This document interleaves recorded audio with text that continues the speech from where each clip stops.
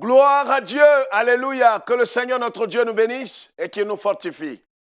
Prions le Seigneur.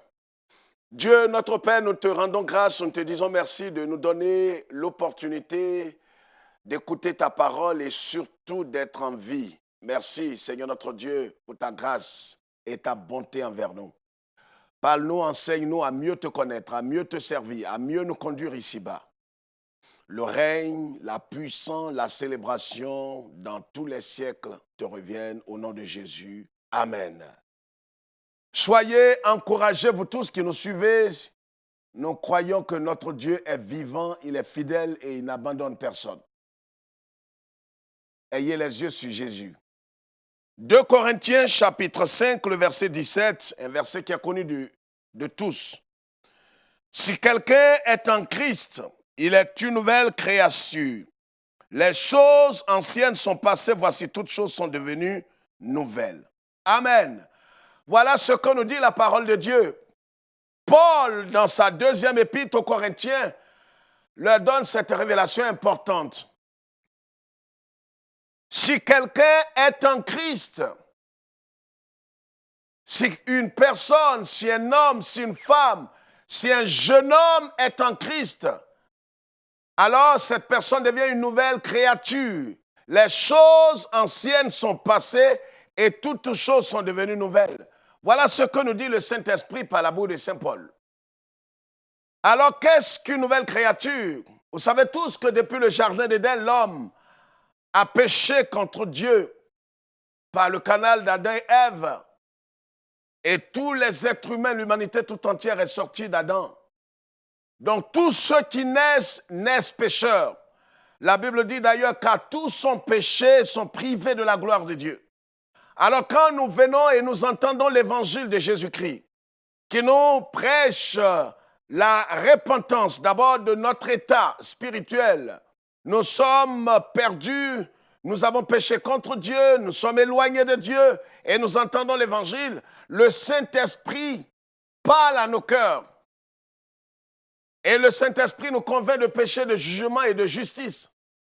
Alors quand nous recevons Christ, quand nous acceptons de nous repentir, de nous détourner de la mauvaise voie pour nous tourner vers Christ, alors Dieu, dans sa grande bonté, nous fait naître de nouveau. C'est très important de comprendre cela. Pourquoi? Parce qu'il y a tellement d'amalgames dans les milieux chrétiens évangéliques. Est-ce que nous sommes véritablement convertis, nés de nouveau? C'est pourquoi le thème que je voudrais partager avec vous est intitulé « Êtes-vous réellement en Christ ?» Êtes-vous réellement en Christ? Je ne vous demande pas si réellement vous allez à l'église, si vous êtes protestant, vous êtes évangélique, vous êtes catholique, mais est-ce que réellement vous êtes en Christ? Parce qu'on peut être dans l'église et ne pas être en Christ. On peut être protestant, on peut être évangélique et ne rien avoir avec Jésus. C'est pourquoi Saint Paul dit, si quelqu'un est en Christ, parce que si quelqu'un est dans l'église, si quelqu'un est parmi les évangéliques, mais si une personne est en Christ, elle devient une nouvelle créature. Les choses anciennes sont passées et toutes choses sont devenues nouvelles. Est-ce que réellement vous êtes en Christ? C'est une question à laquelle tout homme doit répondre. Ne me dites pas, pasteur, il y a longtemps je suis chrétien, je parle des langues, je tombe en transe, je vois des lumières. Ça ne nous concerne pas. La question, êtes-vous réellement en Christ? Est-ce que vous avez le témoignage du Saint-Esprit que vous êtes né de Dieu? Est-ce que vous avez la certitude du Saint-Esprit? C'est ce que Paul dit aux Romains, en Romains chapitre 8, le verset 16. La Bible dit que le Saint-Esprit lui-même rend témoignage à notre esprit que nous sommes enfants de Dieu. N'attendez pas que le prêtre ou le pasteur ou le dévancier ou que sais-je encore, un bishop ou un archevêque vous dise « tu es chrétien, tu es sécurisé ». Non, c'est le Saint-Esprit qui dit cela. Le Saint-Esprit parle à votre esprit que vous êtes né de nouveau. C'est pourquoi ici-bas, nous pouvons avoir la certitude que nous sommes sauvés. Donc on va jusqu'à dire, non, mais c'est Dieu seul qui sait. On ne sait pas, je ne sais pas si je vais aller au ciel ou pas. Tu devrais pouvoir le savoir. Tu le sais, parce que le Saint-Esprit rend témoignage à ton esprit, rend témoignage à ton cœur que tu es né de Dieu ou pas. Êtes-vous réellement en Christ? C'est la question. Si vous n'êtes pas en Christ, alors vous êtes perdu, malgré votre religiosité, malgré votre obédience évangélique, malgré votre obédience protestante, malgré votre obédience, vous êtes perdu. Peu importe la carte de membre que vous pouvez avoir, peu importe ce que vous êtes en train de faire dans l'église, vous êtes perdu si vous n'êtes pas réellement en Christ. Êtes-vous né de nouveau? Je ne vous demande pas si vous êtes chrétien, je demande si vous êtes né de nouveau. C'est ce que le Seigneur Jésus-Christ, notre Seigneur et notre Dieu, c'est ce qu'il a demandé à Nicodème. Il a dit à Nicodème, si tu n'es né d'eau et d'esprit, tu ne peux entrer dans le royaume de Dieu. Nicodème était subjugué, il était abasourdi, il disait à Jésus, Jésus, mais comment est-ce qu'un homme comme moi qui est âgé peut-il entrer dans le sein de sa mère et naître de nouveau? Jésus a dit non, il faut naître d'esprit. Comprenez? L'eau, c'est le symbole de la parole de Dieu. Quand vous écoutez la parole, alors la parole va vous engendrer. Parce que la parole est la sémence de Dieu. Et Dieu vous fait naître de nouveau. Nicodème était un docteur de la loi, il était un prédicateur, il était un enseignant de la parole de Dieu, de la loi. Mais il ne connaissait pas Christ. Voyez, votre position religieuse ne vous sauve pas. Le fait que vous soyez bishop, pasteur et chrétien ou que sais-je encore, ne vous sauve pas. Est-ce que réellement vous êtes en Christ? Si vous n'êtes pas en Christ, vous avez raison d'avoir peur des sorciers, des mystiques et d'être la proie des vendeurs d'illusions religieuses, d'être la proie des marmailleurs spirituels parce qu'ils vont dire toutes sortes de choses sur vous en fin d'année. Parce que là aussi, c'est la saison des vendeurs d'illusions. Ces traites, ces gens qui sont nés pour se perdre, c'est leur traite. C'est là qu'ils vont commencer à prophétiser sur ceux qui sont mal affermis et qui n'ont pas d'espoir et d'espérance. Ils vous diront, mais voyez, les sorciers de ton village, ils en veulent à ta vie. Ton père en veut à ta vie, ta mère en veut à ta vie. Alors là, tu es perturbé, tu es agité. Mais si réellement tu es en Christ, je pèse mes mots. Je ne dis pas si vous êtes chrétien ou vous êtes simplement, parce que le titre même chrétien aujourd'hui est galvaudé. Les gens ne sont pas en Christ, mais ils se font appeler chrétiens. C'est un pédé, un voleur, un dealer, mais il se dit chrétien parce qu'il va dans une assemblée. Parce qu'il va à l'église, il a une Bible. Parce qu'il apporte la dîme au pasteur, alors il est chrétien. Mais le fait d'aller à l'église ne fait pas de vous un chrétien. Un chrétien, c'est celui qui est né de nouveau, bibliquement parlant. Celui qui a été engendré par l'Esprit de Dieu. Celui qui a été placé en Christ. C'est ce que la Bible dit en Jean chapitre 1, le verset 12. La Bible dit à tous ceux qui l'ont reçu, à tous ceux qui ont reçu la parole vivante, à tous ceux qui ont reçu Christ dans leur cœur, ceux qui ont reconnu leur état de péché et qui se sont détournés de leur mauvaise voie et qui se sont tournés vers Christ par la foi, ceux-là, à tous ceux qui l'ont reçu, à ceux qui croient en son nom, la parole vivante qui est Christ leur donne le pouvoir de devenir enfants de Dieu. Voyez, on ne naît pas tous enfants de Dieu. Les gens disent, moi je suis un enfant de Dieu. Non, tu n'es pas un enfant de Dieu, tu es une créature de Dieu. On devient enfant de Dieu par Jésus-Christ. Si vous recevez Christ, pas le baptême, j'ai dit Christ, parce que certains ont reçu le baptême et disent, mais c'est le jour où j'ai reçu mon baptême. Le baptême ne fait pas de vous un chrétien. Comprenez? Le fait que vous ayez pris la communion ne fait pas de vous aussi un chrétien. La confirmation ne fait pas de vous du tout aussi un chrétien. Le protestantisme ou l'évangélique ou le catholicisme ne fait pas de vous un chrétien. C'est pourquoi la question, êtes-vous réellement en Christ? Vous savez qu'on peut être dans un pays pendant des décennies et ne pas être natif de ce pays. Vous savez aussi que les cailloux, comme nos parents nous le disaient, les cailloux peuvent faire des décennies dans une rivière, dans un fleuve, et ne deviendront jamais des poissons. C'est pourquoi vous pouvez être dans l'église bâtiment Vous pouvez être dans l'église dénominationnelle et ne rien avoir avec Jésus. C'est une expérience divine, une expérience spirituelle. Si réellement vous avez entendu la parole, que vous avez ouvert votre cœur, vous êtes repenti, vous êtes détourné de la mauvaise voie, vous avez renoncé véritablement au mal, au péché, et que vous avez reçu Christ, alors vous êtes devenu une nouvelle création, comme dit Saint Paul dans sa 2e épître aux Corinthiens. Êtes-vous réellement en Christ? Alors si vous êtes en Christ, voilà ce que la Bible dit. Romains chapitre 8, verset 2.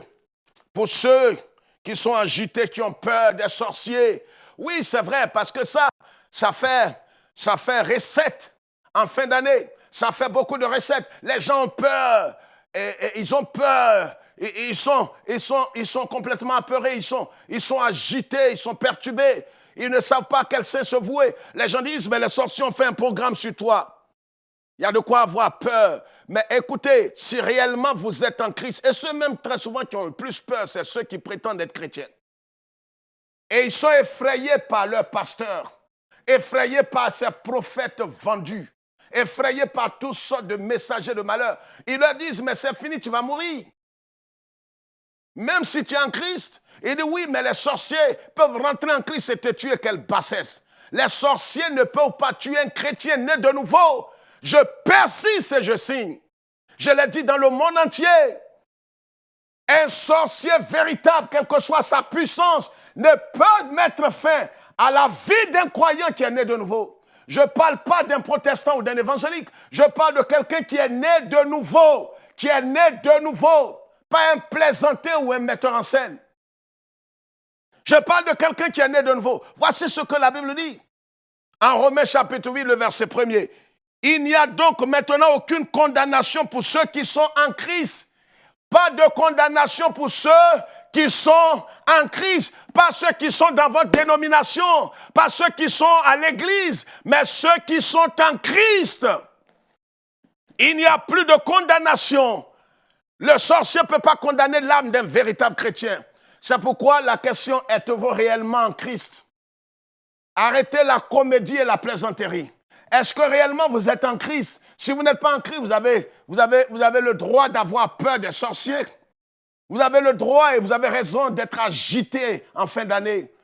Les sorciers peuvent nous attaquer, mais ils ne peuvent pas nous vaincre. C'est la pure parole de Dieu, c'est la vérité. On n'a pas besoin d'avoir, dans certains milieux évangéliques où on ne voit le diable partout et les sorciers partout, les gens ne vont plus au village, dans leur propre village. Parce on les effraie. Non, mais si tu vas au village, ta grand-mère, tu vois, ta grand-mère, elle va te tuer en sorcellerie.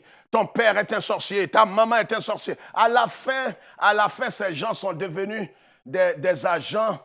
Ils sont là pour faire ce que j'appelle l'apologie du diable, la louange de Satan. Le diable est fort, il faut le reconnaître. Mais Jésus est plus que vainqueur. Jésus est plus puissant que tous les sorciers et les démons.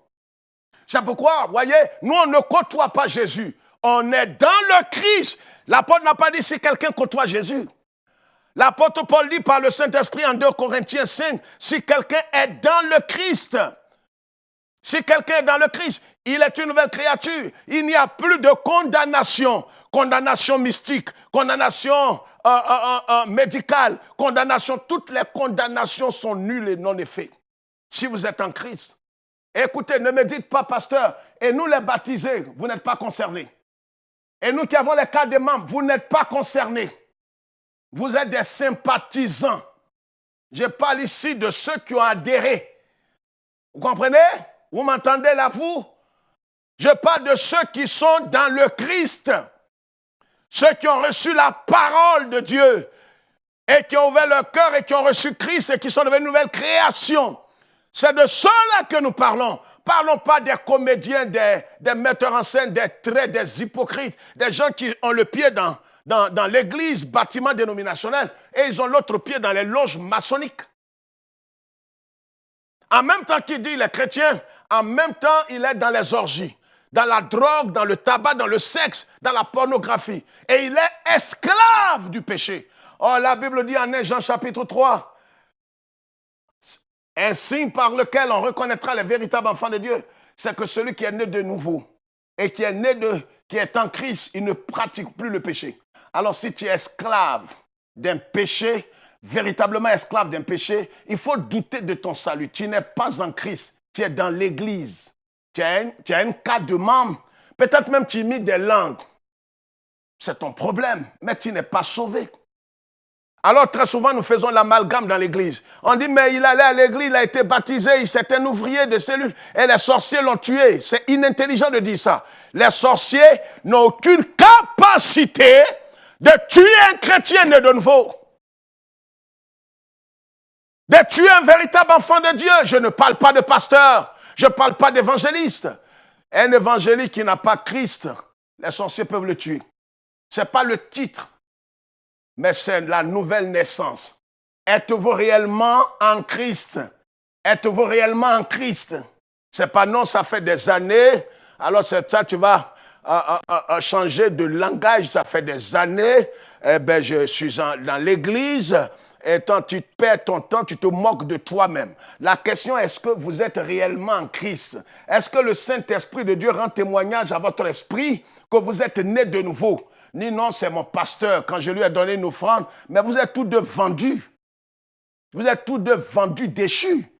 C'est parce que tu lui as donné une offrande qu'il a dit que tu es sauvé. Mais ce n'est pas au pasteur de dire que tu es sauvé. C'est le Saint-Esprit qui doit confirmer que tu es né de nouveau. Parce que c'est lui qui nous engendre. En Christ. Vous comprenez? Il n'y a plus de condamnation pour ceux qui sont en Christ. C'est pourquoi la question, êtes-vous réellement en Christ? Pas êtes-vous réellement chrétien évangélique ou protestant? C'est une bonne chose, mais ce n'est pas l'essentiel. Le fait que vous soyez protestant ne vous sauvera jamais. Évangélique ne vous sauvera jamais. Les autres obédients ne vous sauveront jamais. Êtes-vous réellement en Christ? Êtes-vous né de nouveau? Et Jésus dit en Matthieu chapitre 7, vous les reconnaîtrez. Quelqu'un dira, mais comment est-ce qu'on peut reconnaître ceux qui sont en Christ? Jésus dit, vous les reconnaîtrez à leurs fruits, pas leurs dons, mais leurs fruits. Parce que les dons, on peut les falsifier. Le fait que quelqu'un chasse les démons ne veut pas dire forcément qu'il est né de nouveau. Il peut avoir appris ça. Acte chapitre 19 dit qu'il y avait les enfants d'un pasteur, les fils de Séva qui chassaient les démons au nom de Jésus que Paul prêche. Donc on peut chasser les démons. Aujourd'hui, vous savez, il y a tellement de mystiques évangéliques. Ils ont des bagues magiques, ils font des miracles au nom de Jésus, mais eux-mêmes ne sont pas en Christ. Ils font des mises en scène. On prend quelqu'un qui n'est pas aveugle, on lui dit va jouer pour nous et on le paye. Ça se fait en Afrique partout. On a toutes les preuves et les témoignages. C'est des metteurs en scène, des comédiens spirituels. Voyez? Alors quand vous voyez cela, et que demain quelqu'un a été emporté par les sorciers, on dit, mais il était chrétien, même il prêchait la Bible. Mais le fait de prêcher la Bible ne fait pas de vous un chrétien, à plus forte raison, un enfant de Dieu. Vous comprenez? Voilà ce que la Bible dit, frères et sœurs. Colossiens chapitre 3, c'est pourquoi ne craignez pas. Vous tous qui nous suivez, si réellement vous avez Jésus dans votre cœur, si vous êtes nés de nouveau, vous comprenez? Je parle de naître de nouveau. Colossiens chapitre 3, le verset 1 à 3. Si donc vous êtes ressuscités avec Christ, cherchez les choses d'en haut, où Christ est assis à la droite de Dieu. Affectionnez-vous aux choses d'en haut et non celles qui sont sur la terre. Car, verset 3, vous êtes morts et votre vie est cachée avec Christ en Dieu. Vous êtes morts et votre vie est cachée avec Christ en Dieu. Parce que le jour que Christ a été crucifié, nous avons été crucifiés dans le corps de Christ. C'est pourquoi Saint Paul dira en Galates 2, j'ai été crucifié avec Christ et si je vis, ce n'est plus moi-même, c'est le Christ qui vit en moi. Est-ce que nous connaissons véritablement notre identité en Jésus-Christ? Est-ce que nous savons ce que nous sommes devenus en Christ? Nous sommes devenus des fils de Dieu. Nous sommes devenus des participants de la nature de Christ. Nous avons reçu la nature de Christ en nous. Comprenez, nous sommes imbattables par les sorciers. Nous ne pouvons pas être vaincus par les sorciers. Ils peuvent nous attaquer, mais ils ne peuvent pas te tuer par la sorcellerie. Vous comprenez ce que je dis? Je persiste et je signe ces choses parce que c'est devenu un fond de comète dans beaucoup de milieux évangéliques. Non, les sorciers vont te tuer. Les sorciers ont tué tel chrétien. Les sorciers ne peuvent pas tuer un chrétien né de nouveau. Arrêtez ces bassesses-là. C'est des bêtises spirituelles. Vous comprenez? C'est un autre point de l'évangile maçonnique de Dive de prospérité, où les gens vous promettent les étoiles et la lune.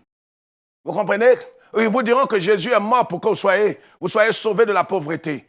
Jésus n'est pas mort pour qu'on soit... La pauvreté n'a jamais été un problème. Pour Dieu. Jésus est mort pour que vous soyez sauvés de la maladie. Non, Jésus est mort pour qu'on soit sauvé du péché. C'est pourquoi Jean-Baptiste dit, voici l'agneau qui enlève le péché du monde et non la pauvreté et la maladie. Maintenant, les autres choses, Dieu peut nous l'accorder selon sa souveraineté. Bien-aimés, ne soyez pas distraits, ne laissez personne vous distraire. Jésus est mort pour qu'on soit sauvé du péché et de ses conséquences, mais du péché. Du péché. Car ce qui nous sépare de Dieu, ce sont nos péchés. Vous comprenez? Alors, voilà ce que dit Saint Paul. Car vous êtes morts et votre vie est cachée avec Christ en Dieu. Quand Christ, votre vie, paraîtra, alors vous paraîtrez aussi avec lui dans la gloire. Frères et sœurs, voici la parole de Dieu pour nous aujourd'hui. Notre vie, c'est Christ. Notre vie, c'est Christ. Nous qui sommes nés de nouveau, qui avons été placés en Christ, qui avons été engendrés en Christ. Nous sommes nés de nouveau, nous sommes des fils, nous sommes véritablement des enfants de Dieu. Et la Bible dit en Ésaïe 54, un passage de l'Ancienne Alliance, toute âme forgée contre nous sera sans effet. Je vais dire à tous ceux qui sont apeurés, à tous ceux qui sont agités, ressaisissez-vous. Du moins, si vous êtes en Christ. Mais si vous êtes un menteur, vous faites semblant d'être en Christ, vous êtes un hypocrite, mais vous avez un pied encore dans le monde avec Satan, vous n'êtes pas de Dieu. Vous êtes des traîtres spirituels. Ressaisissez-vous, remettez-vous réellement, repentez-vous, recevez Christ et votre sécurité ne vient pas d'un pasteur avec l'huile d'olive, avec quoi d'autre encore, toutes sortes de prières ou des pochettes ou la veste de ce pasteur vendu. Non, votre sécurité viendra de Christ et Christ lui-même est votre sécurité. C'est ce que Paul dit en Colossiens 3. Quand Christ, votre vie paraîtra, vous paraîtrez aussi. Donc Jésus est devenu notre vie. Comment les sorciers peuvent-ils arracher notre vie? Surtout que Christ est notre vie. Vous ne voyez pas vous-même que ce n'est pas faisable? Sachez qui vous êtes devenu en Christ. Êtes-vous réellement en Christ? C'est la question à laquelle on doit répondre. Que Dieu nous bénisse et que le Seigneur nous garde. Si vous n'avez pas encore reçu Jésus, peu importe votre obédience catholique, protestant, évangélique, ça n'a pas de valeur au ciel. Ce qui compte, est-ce que vous êtes en Christ? Est-ce que vous êtes né de nouveau? Ne me dites pas, ça fait des années que je vais à l'église. Ça n'a pas de sens.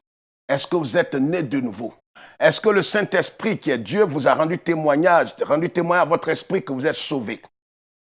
Si votre pasteur ou votre prêtre ou votre dévancier ou votre prophète des nations vous a dit cela, ce que votre pasteur a dit n'a pas de valeur par rapport à ce que le Saint-Esprit dit. Si votre pasteur vous a dit parce que vous le nourrissez et que le Saint-Esprit ne vous a rien dit, alors c'est nul et non effet. Rassurez-vous que vous êtes en Christ. Pas seulement dans l'église, mais en Christ. Sinon, vous perdez votre temps et vous serez la proie des démons et des sorciers.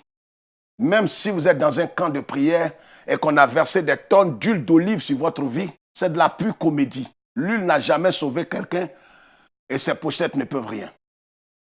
Revenez à Christ et si aujourd'hui vous n'avez pas fait la paix, recevez-le et votre vie sera en sécurité. Êtes-vous réellement en Christ? Que Dieu vous bénisse et que Dieu se souvienne d'Israël et de Jérusalem, sa capitale éternelle. Nous vous aimons. Je ne cesserai jamais de le dire, mais le Maître vous aime par-dessus tout. Shalom.